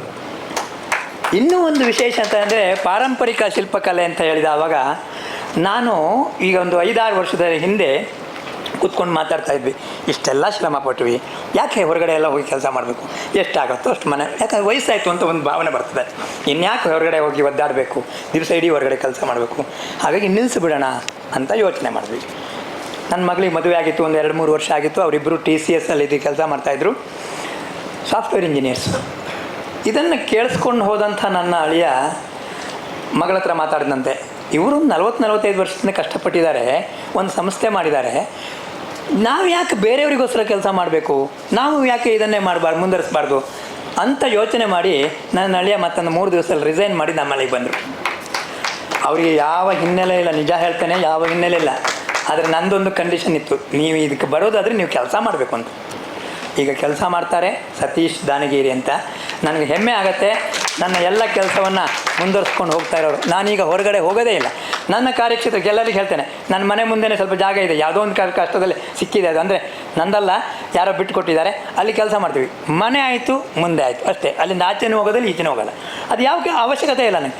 ಎಲ್ಲ ಕೆಲಸ ನಿಭಾಯಿಸೋದಾಗಲಿ, ಹಣಕಾಸಿನ ವಿಚಾರ ನಾಳೆಗೆ ಅಷ್ಟು ಬೇಕಲ್ಲ, ನನಗೇನು ಮಾಡೋದು ಅಂತ ಹೇಳಿದ್ರೆ ಏನೋ ನಿಭಾಯಿಸ್ತಾರೆ. ಆ ಒಂದು ಚಿಂತೆಯನ್ನು ಪೂರ್ಣ ಮಾಡ್ತಕ್ಕಂಥದ್ದು ಅಳಿಯ. ಮತ್ತು ಕೆಲಸಗಾರನ ಹೊಂದಿಸ್ಕೊಂಡು ಕೆಲಸ ಮಾಡೋದಾಗಲಿ, ಸಮಯದಲ್ಲಿ ಸರಿ. ಇತ್ತೀಚೆಗೆ ನಾವೊಂದು ಯಲ್ಲಾಪುರದಲ್ಲಿ ಒಂದು ದೇವಸ್ಥಾನ ಮಾಡಿದ್ವಿ, ವಿಪರೀತ ಮಳೆ, ಮತ್ತು ಅಲ್ಲಿರ್ತಕ್ಕಂಥ ಜನಗಳ ಸಹಕಾರವೇ ಇಲ್ಲ. ಅಂಥ ಸಂದರ್ಭದಲ್ಲಿ ನನ್ನಿಂದ ಆಗಿದ್ದರೆ ಖಂಡಿತ ಆಗ್ತಾಯಿರಲಿಲ್ಲ. ಖಂಡಿತ ನನಗೆ ಒಂದು ಮಾತಲ್ಲದೆ 2 ಮಾತಾಡಿದ್ರೆ ಸಿಟ್ಟು ಬರ್ತದೆ, ಅದನ್ನು ನಾನು ಬಿಟ್ಟು ಬರೋನಿದ್ದೆ. ಆದರೆ ಅಲ್ಲೇ ನಿಂತು ಆ ಕೆಲಸಗಾರನ ಇದು ಮಾಡಿ ಕ್ರೇನದ ಚಕ್ರ ಹಂಗಂಗೆ ತಿರುಗತ್ತೆ, ಮುಂದೋಗಲ್ಲ, ಅಂಥ ಪರಿಸ್ಥಿತಿ ಇತ್ತು. ಅಲ್ಲೇ 2 ತಿಂಗಳು ರಜೆ, ಕೆಲಸಗಾರರಿಗೆ ರಜೆ ಕೊಟ್ಟು ಅವರಿಗೆ ಸಂಬಳ ಕೊಟ್ಕೊಂಡು ಅಲ್ಲೇ ನಿಂತು ಕೆಲಸ ಪೂರ್ತಿ ಮಾಡಿ ರಾಮಚಂದ್ರಾಪುರ ಗುರುಗಳ ಹತ್ರ ಒಳ್ಳೆ ಬೇಷ್ ಅನ್ಸ್ಕೊಂಡು ಬಂದರು. ಅದೇ ಒಂದು ಆಶೀರ್ವಾದ. ಹಾಗಾಗಿ ನನ್ನಿಂದ ಆಗದೇ ಇರತಕ್ಕಂಥ ಕೆಲಸ ಸಮೇತ ಅವ್ರು ಮಾಡ್ತಾಯಿದ್ದಾರೆ. ಜೊತೆಯಲ್ಲಿ ಮನೆಯಲ್ಲಿ ಸ್ವಲ್ಪ ಕೆಲಸ ಮಾಡ್ತಾರೆ, ಎಷ್ಟು ಮಟ್ಟಿಗೆ ಕೆಲಸ ಮಾಡ್ತಾರೆ ಗೊತ್ತಿಲ್ಲ. ಕೆಲಸದ ಜ್ಞಾನ ಬಂದಿದೆ, ಈ ಕೆಲಸ ಹೇಗೆ ಮಾಡಿಸ್ಬೋದು, ಹೇಗೆ ಮಾಡಬೇಕು ಅಂತ ಜ್ಞಾನ ಬಂದಿದೆ. ಮತ್ತು ಹುಡುಗರು ಸಮೇತ ದುಡ್ಡು ಕೇಳಿದ್ರೆ ನನ್ನ ಹತ್ರ ಕೇಳಲ್ಲ, ಅವ್ರ ಹತ್ರ ಕೇಳ್ತಾರೆ. ಎಷ್ಟು ಅನುಕೂಲ ಆಯಿತು ನೋಡಿ ನನಗೆ. ಹಾಗಾಗಿ ಪರಂಪರೆ ಮುಂದುವರಿಯುತ್ತೆ ಅನ್ನುವಂಥ ದೃಷ್ಟಿಯಲ್ಲಿ ನಾನು ಯೋಚನೆ ಮಾಡ್ತಾಯಿದ್ದೇನೆ. ಯಂತ್ರಾಕರಣ, ಈ 2 ನಿಮಿಷ ಮಾತಾಡಿ ನನ್ನ ಮಾತನ್ನು ಮುಗಿಸ್ತೇನೆ, ಸಮಯ ಆಗಲಿಲ್ಲ ಅಂತ ಅನಿಸುತ್ತೆ ನನಗೆ. ಯಂತ್ರ, ಈಗ ನಾನು ಕೆಲಸ ಶುರು ಮಾಡಿದ 10 ವರ್ಷದ ತನಕ ಒಂದು ಸ್ವಲ್ಪ ಕುಟ್ಟಬೇಕಾದ್ರೂ ಕುಟ್ಟಿ ತೆಗಿಬೇಕಾಗಿತ್ತು. ಯಂತ್ರ ಇಲ್ಲವೇ ಇಲ್ಲ ನಮ್ಮ ಹತ್ರ, ಯಂತ್ರಗಳು ಗೊತ್ತೇ ಇಲ್ಲ. ಈಗ ಹೇಗಾಗಿದೆ ಅಂತ ಹೇಳಿದ್ರೆ, ನಾವು ಕಲ್ಲನ್ನು ಗಡಿಯಿಂದ ತರಿಸೋತ್ತಿಗೆ ಸಲೀಸಾಗಿ ಮಿಲ್ಲಿಗೆ ಹಾಕ್ತೇವೆ, ನಮಗೆ ಬೇಕಾದ ರೀತಿಯಲ್ಲಿ ಸ್ಲೈಸ್ ಮಾಡ್ಕೋತೀವಿ, ಮನೆಗೆ ತಂದು ಹಾಕ್ಕೋತೀವಿ. ಅಡ್ಡ ಕಟ್ ಮಾಡೋದಕ್ಕೆಲ್ಲ ನಮ್ಮ ಕೈ ಯಂತ್ರಗಳಿದೆ, ಅದನ್ನು ಮಾಡ್ತೇವೆ. ಬೇರೆ ನಮ್ಮಲ್ಲಿ ಅಷ್ಟರ ಮಟ್ಟಿಗೆ ನಾವು ಅವಲಂಬಿತರಾಗೋದಕ್ಕೆ ಬಿಡೋದಿಲ್ಲ. ಆದರೆ ಬೇರೆ ರಾಜ್ಯದಲ್ಲಾಗಲಿ ಬೇರೆ ಶಿಲ್ಪಿಗಳಾಗಲಿ ಹೇಗಾಗಿದ್ದಾರೆ ಅಂದರೆ, ಒಂದು ಸ್ವಲ್ಪ ವಿದ್ಯುತ್ ಶಕ್ತಿ ಇಲ್ಲ ಅಂದರೆ ಕೈ ಕಟ್ಕೊಂಡು ಕೂತ್ಕೊಳ್ಳುವಂಥ ಪರಿಸ್ಥಿತಿಗೆ ಬಂದಿದ್ದಾರೆ. ಸಂಪೂರ್ಣ ಯಂತ್ರದ ಮೇಲೆ ಅವಲಂಬಿತರಾಗಿದ್ದಾರೆ. ಇದರಿಂದ ಏನು ಹಾನಿ ಅಂತ, ಏನು ತೊಂದರೆ ಅಂತ ಹೇಳಿದ್ರೆ, ಆ ಕೈನಲ್ಲಿ ಮಾಡಿದಂಥ ಕೆಲಸ, ಹ್ಯಾಂಡಿಕ್ರಾಫ್ಟ್ಸ್ ಅಂತ ಏನು ಹೇಳ್ತೀವಿ, ಅದು ಇಲ್ಲವೇ ಇಲ್ಲ, ಸತ್ತೋಯ್ತು. ಯಂತ್ರದಿಂದ ಶುರುವಾಯಿತು. ಉಗುರು ಸಮೇತ ಅದರಲ್ಲಿ ಮಾಡ್ತಾರೆ, ಅದರಲ್ಲಿ ಒಂದು ಪ್ರಾವೀಣ್ಯತೆ ಇಲ್ಲ ಅಥವಾ ಸೌಂದರ್ಯ ಇಲ್ಲ, ಏನಿಲ್ಲ. ಹೇಗಾಯಿತು ಹಾಗೆ ಮಾಡ್ತಕ್ಕಂಥ ಸ್ಥಿತಿಗೆ ಬಂದುಬಿಟ್ಟಿದ್ದೇವೆ. ಯಂತ್ರ ಇಲ್ದಿದ್ರೆ ಕೆಲಸ ಆಗಲ್ಲ. ನೀವು ನೋಡ್ಬೋದು, ರಾಜಸ್ಥಾನದಾಗಲಿ ಮತ್ತು ತಮಿಳುನಾಡಲ್ಲಾಗಲಿ ಸಂಪೂರ್ಣ ಯಂತ್ರಕ್ಕೆ ಅವಲಂಬಿತರಾಗಿದ್ದಾರೆ. ಒಂದು ಸರಿ ಅಧ್ಯಯನಕ್ಕೋಸ್ಕರ ರಾಜಸ್ಥಾನದ ಒಂದು ವರ್ಕ್ಶಾಪ್ಗೆ ಹೋಗಿದ್ವಿ. ನಾವು ಮಾಸ್ಕ್ ಹಾಕ್ಕೊಂಡ್ರೂ ಒಳಗಡೆ ಹೋಗೋಕ್ಕಾಗಲ್ಲ, ಅಂಥ ಪರಿಸ್ಥಿತಿನಲ್ಲಿ ಎಲ್ಲರೂ ಕೆಲಸ ಮಾಡ್ತಾಯಿದ್ದಾರೆ. ಎಷ್ಟು ದುರಂತ ಅಂತ ಹೇಳಿದ್ರೆ, ನಮ್ಮ ಗುರುಗಳು ಒಂದು ಮಾತಾಡ್ತಾಯಿದ್ರು. ಮೈಸೂರು ನಮ್ಮ ಹತ್ರ ಅಂತ ಹೇಳಿದ್ರೆ ಮೈಸೂರಿನಲ್ಲಿ ಕುಂದಣ ಕಲೆ ಇದೆ, ಅದು ಇನ್ಲೇ ವರ್ಕ್ ಇದೆ. ಇನ್ಲೇ ವರ್ಕಿನ ದುರಂತ ಏನು ಅಂದರೆ, ಆ ಕಟ್ಟಿಂಗ್ ಮಾಡೋದು ಮಾತ್ರ ಗೊತ್ತು, ತೋಡೋದು ಮಾತ್ರ ಗೊತ್ತು. ಆಮೇಲೆ ಅದನ್ನು ಕೂರಿಸಿ ಎಮ್ರಿ ಮಾಡೋದು ಮಾತ್ರ ಗೊತ್ತು, ರೇಖೆ ಹಾಕೋದು ಮಾತ್ರ ಗೊತ್ತು, ಡಿಸೈನ್ ಅಂದರೆ ಅದನ್ನು ಸ್ವಾಧೀನದಲ್ಲಿ ಇಟ್ಕೊಂಡಂಥ ವ್ಯಾಪಾರಿ ಏನು ಮಾಡ್ತಾನೆ, ಇದನ್ನು ಪೂರ್ತಿ ಒಬ್ಬ ಕಲಿಯೋದಕ್ಕೆ ಬಿಡೋದೇ ಇಲ್ಲ. ಸಂಪೂರ್ಣ ಅವನು ಕಲ್ತ್ರೆ ಅವನೇ ಯಜಮಾನ ಆಗ್ತಾನಲ್ಲ ಅನ್ನೋಂಥ ಭಾವನೆ. ಇದನ್ನು ನಾನು ಮೈಸೂರಿನಲ್ಲಿ ನಾವು ನೋಡಿದ್ವಿ. ಆದರೆ ಇದನ್ನು ನಾನು ರಾಜಸ್ಥಾನದಲ್ಲಿ ನೋಡಿದೆ. ರಾಜಸ್ಥಾನದಲ್ಲಿ ಯಾರು ಆ ಅಂಗಡಿನಲ್ಲಿ ಕೂತ್ಕೊಂಡು ಕೆಲಸ ಮಾಡಿ ರಾಶಿ ಹಾಕ್ಕೊಂಡಿರ್ತಾನೆ, ಅವನಲ್ಲಿ ಇರ್ತಕ್ಕಂಥ ಎಲ್ಲ ಕಲಾವಿದರು, ನಾವಿವತ್ತು ಕಲಾವಿದರು ಅಂತ ಹೇಳ್ತೀವಿ, ಅದಕ್ಕೆ ಕೂಲಿಕಾರರು. ಅವರು ಅದಕ್ಕೆ ಸರಿಯಾಗಿದ್ದಾರೆ, ಅವರು ಸಾಯಂಕಾಲ 100 ರೂಪಾಯಿಗೆ ಹಾಕ್ಕೊಂಡು ಹೋಗೋರೆ. ಇದು ದುರಂತ, ಇದು ಅನನುಕೂಲ ಅನ್ನತಕ್ಕಂಥ ವಿಚಾರ ಅಂದರೆ ನಾನು ಇದನ್ನು ಹೇಳ್ತಾ ಇದ್ದೇನೆ. ಹಾಗಾಗಬಾರ್ದು. ನಮ್ಮಲ್ಲಿ ನಾವು ಆದಷ್ಟು ಶಿಲ್ಪಕಲೆಗೆ ಶಿಲ್ಪಕಲೆ ಅಂದ್ರೇನು, ಅದನ್ನು ಮುಂದುವರಿಸೋದು ಹೇಗೆ ಅನ್ನುವಂಥ ನಿಟ್ಟಿನಲ್ಲಿ ಕೆಲಸ ಮಾಡಬೇಕು. ಅದಕ್ಕೆ ಪೂರಕವಾದ ಬೇಡಿಕೆ ಖಂಡಿತ ಇದೆ. ಯಾರು ಈ ಕ್ಷೇತ್ರಕ್ಕೆ ಬಂದರೂ ಯಾವ ಸಮಸ್ಯೆ ಇಲ್ಲ. ಅದಕ್ಕೆ ನನ್ನ ಅಳಿಯನೇ ದೃಷ್ಟಾಂತ. ಸಾಕಷ್ಟು ಲಕ್ಷಾಂತರ ರೂಪಾಯಿ ಸಂಬಳ ತಗೊಳ್ಳೋರು ಇಲ್ಲಿ ಕಷ್ಟಪಡ್ತಾರೆ ಬಿಡಿ. ಹಾಗಾಗಿ ಯಾವ ತೊಂದರೆ ಇಲ್ಲ. ಅದು ಮತ್ತು ನಮ್ಮಲ್ಲಿ ಇನ್ನೊಂದು ಮಾತು ಹೇಳ್ತಾರೆ ನಮ್ಮ ಹಿರಿಕರೆಲ್ಲ, ನಮ್ಮನ್ನು ಸಂಬಂಧಿಕರೆಲ್ಲ. ನಾನಿನ್ನೂ ಒಂದು ಸೈಟ್ ಮಾಡಲಿಲ್ಲ ಬೆಂಗಳೂರಿನಲ್ಲಿ. 45 ವರ್ಷ ಆಯಿತು ಬೆಂಗಳೂರಿಗೆ ಬಂದು. 1 ವರ್ಷದಲ್ಲಿ ಒಬ್ಬ IT ಕಂಪನಿಗೆ ಸೇರಿದವನು ತಕ್ಷಣ ಮನೆ ತಗೋತಾನೆ. ಒಂದು ಅಪಾರ್ಟ್ಮೆಂಟ್ ತಗೊಂಡಾಯ್ತು. ಅದ್ರ ಗೃಹ ಪ್ರವೇಶಕ್ಕೆ ಅಪ್ಪ ಅಮ್ಮನ ಕರೀತಾನೆ. ಅವ್ರೇನೋ ಸಂದರ್ಭವಶಾತ್ ನಮ್ಮ ಮನೆಗೆ ಬರ್ತಾರೆ. ನನ್ನ ಮಗನ ಗೃಹ ಪ್ರವೇಶಕ್ಕೆ ಬಂದಿದ್ದೇನೆ ಅಂತ ಹೇಳ್ತಾರೆ. ಇದು ನಿನ್ನ ಸ್ವಂತ ಮನೆ ಯಾಕೆ ಹೇಳ್ತಾರೆ. ಅಲ್ಲ ಅಂತ ಹೇಳ್ತಾನೆ, ಇದು ಬಾಡಿಗೆ ಮನೆ ಅಂತ. ಒಂದು ಪಿನ್ ಚುಚ್ಚಿದಂಗೆ ಆಯಿತು ಬಲ್ಲನಿಗೆ. ಹೌದಾ, ಅದು ಸ್ವಂತದ್ದು ಅನ್ಸುತ್ತೆ, ಕೆಲಸ ಮಾಡೋ ಜಾಗ 1 ಎಕರೆ ಇದೆಯಲ್ಲ ಅಂತ. ಅದು ಬಾಡಿಗೆದು ಅಂತೀನಿ. ಅಂದರೆ ನೀನೆಂತ ಜಾಗ ಮಾಡಲಿಲ್ಲ? ಇಲ್ಲ. ಈಗ ಇವನು ಇಡೀ ದಿವಸ ಕಷ್ಟಪಡುವವನು ಅಂತ ನಿರ್ಧಾರ ಮಾಡಿಬಿಡ್ತಾರೆ. ಇದು ಸರ್ವೇ ಸಾಮಾನ್ಯ ನಮ್ಮಲ್ಲಿ ಆದಂಥ ವಿಚಾರ. ಎಲ್ಲರೂ ಅವನು ತುಂಬ ಕಷ್ಟಪಡ್ತಾ ಇದ್ದಾನೆ, ಅವನಿಗೆ ತುಂಬ ತೊಂದರೆ ಅಂತಕ್ಕಂಥ ವಿಚಾರವನ್ನು ಬಿಂಬಿಸ್ತಾರೆ. ಯಾಕಂದರೆ ಈ ಶಿಲ್ಪಕಲೆ ಗೊತ್ತಿಲ್ಲ, ಇದ್ರ ಬಗ್ಗೆ ಆಸ್ವಾದನೆ ಗೊತ್ತಿಲ್ಲ. ನಾನಂತೇನೆ, ನಾವು ಸಾಮಾನ್ಯ 13 ಗಂಟೆ, ನನ್ನ ಹೆಂಡತಿ ಅಂತೂ ರಾತ್ರಿ 2 ಗಂಟೆ ತನಕ ಕೆಲಸ ಮಾಡ್ತಾ ಇರ್ತಾರೆ. ನಾವು ಸಂತೋಷ ಪಡ್ತೇವೆ, ವಿ ಎಂಜಾಯ್ ದ ವರ್ಕಿಂಗ್. ಇದು ಶಿಲ್ಪಕಲೆಯಿಂದ ಮಾತ್ರ ಸಾಧ್ಯ, ನಮ್ಮ ಕೆಲಸದಿಂದ ಮಾತ್ರ. V enjoy the working. ನಮ್ಗೆ ಇನ್ನೊಂದು ಏನೋ ಆಗಲಿಲ್ಲ ಅಂತಕ್ಕಂಥ ಯಾವ ಕೊರಗೂ ಇಲ್ಲ.